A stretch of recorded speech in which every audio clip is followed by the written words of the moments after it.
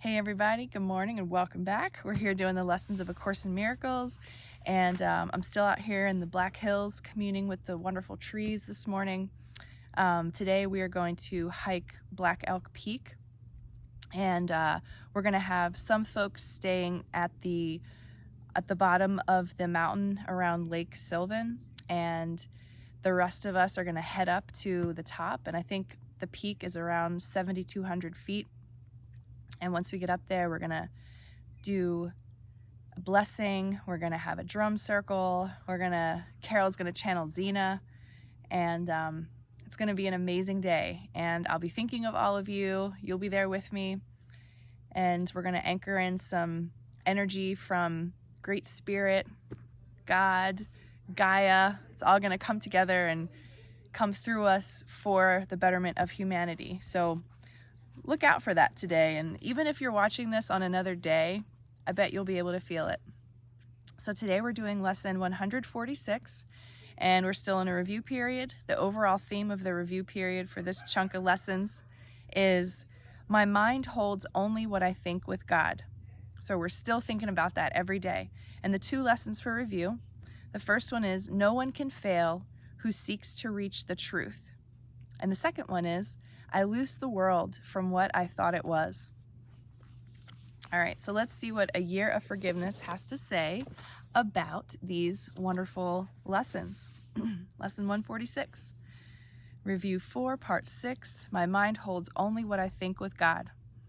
You are blessed beings indeed. I am that one you know as Jesus.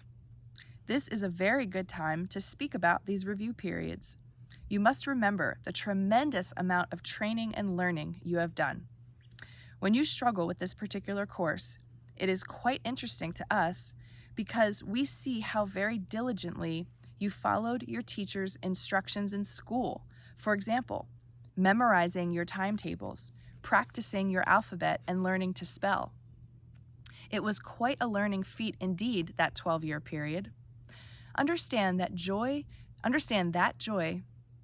that comes from being able to read a book. If you can read a book, that comes from your diligence in your learning program. We do not trash your education system 100%, although it is a very dysfunctional program. We want you to focus on the good it gave you through discipline. Trust in the fact that when you have learned these lessons and put them into practice, you do the same thing as a young child learning his or her ABCs. You'll remember it was a bit of a struggle. You had to learn to hold the pencil to write the letters properly. You got bad grades for bad spelling, and you had to learn to study words. You now have the ability to read a book that transports you into another place and time. What a joy to read a really good book. We want you to think of these early lessons in that way so that you do not come down too hard on yourself.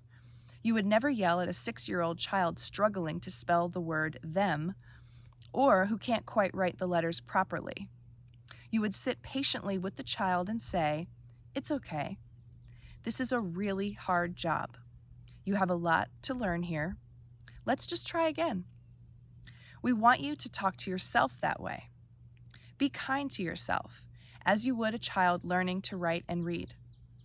When you sit down with your child or your grandchild, or your niece or your nephew as she learns to read, you don't yell and say that they're stupid.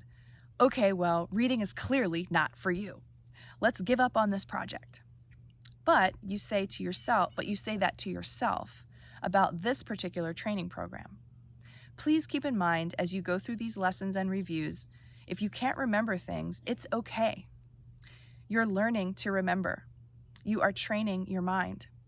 If you knew how to do it, you wouldn't need a training program. So be gentle with yourself.